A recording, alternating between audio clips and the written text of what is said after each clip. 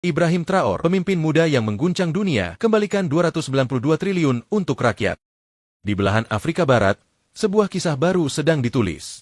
Bukan tentang perang, kelaparan, atau kemiskinan yang sering melekat pada citra benua ini, melainkan tentang harapan yang menyala terang di tengah badai. Kisah ini lahir dari keberanian seorang pemimpin muda bernama Ibrahim Traor, Presiden Burkina Faso, yang namanya kini menggema hingga ke berbagai penjuru dunia. Burkina Faso, negeri yang dianugerahi kekayaan alam luar biasa, terutama emas, selama puluhan tahun justru terjebak dalam kemiskinan yang menjerat rakyatnya. Potensi besar tanahnya tak pernah benar-benar dirasakan oleh warga biasa.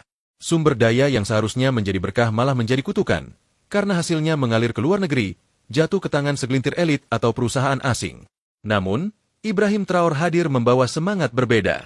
Terpilih di usia yang masih sangat muda, ia berdiri tegak melawan arus, berani menentang kepentingan besar demi satu tujuan, mengembalikan kekayaan negeri kepada rakyatnya. Janji itu bukan sekadar retorika politik, tetapi janji yang ia penuhi dengan tindakan nyata. Dalam waktu singkat, ia mengumumkan langkah yang membuat dunia menoleh. Dari hasil tambang emas yang sebelumnya hanya dinikmati segelintir pihak, Traor mengalokasikan 292 triliun rupiah.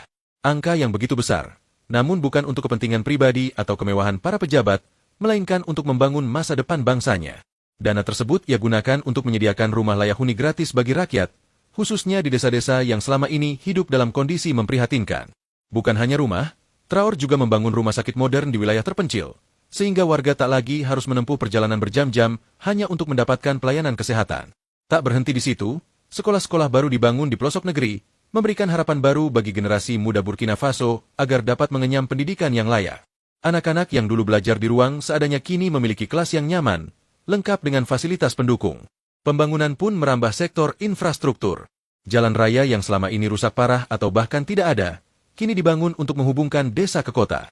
Jembatan, fasilitas umum, dan sarana transportasi diperbaiki, sehingga pergerakan barang, jasa, dan orang menjadi lebih mudah. Semua ini menjadi simbol penyatuan rakyat dalam satu visi bersama, kemajuan. Langkah-langkah ini membuat dunia menoleh. Banyak pemimpin negara berkembang menjadikan Traor sebagai inspirasi, karena ia membuktikan bahwa pemimpin sejati bukan hanya duduk di kursi kekuasaan, melainkan turun tangan untuk melayani rakyatnya. Ia memperlihatkan bahwa kekayaan negeri, jika dikelola dengan hati yang tulus dan visi yang jelas, bisa benar-benar kembali kepada rakyat, bukan menghilang entah kemana. Burkina Faso kini menjadi bukti bahwa perubahan besar bukanlah mimpi kosong. Ia menjadi contoh bahwa keberanian, kejujuran, dan ketegasan bisa mengubah nasib suatu bangsa. Ibrahim Traor telah menunjukkan, di tengah dunia yang seringkali skeptis terhadap politik, bahwa masih ada pemimpin yang memegang teguh prinsip, kekuasaan adalah amanah, bukan kesempatan untuk memperkaya diri. Lalu, pertanyaannya pun menggantung di udara, menggugah hati setiap orang yang mendengarnya. Kapan negeri ini memiliki presiden seperti beliau?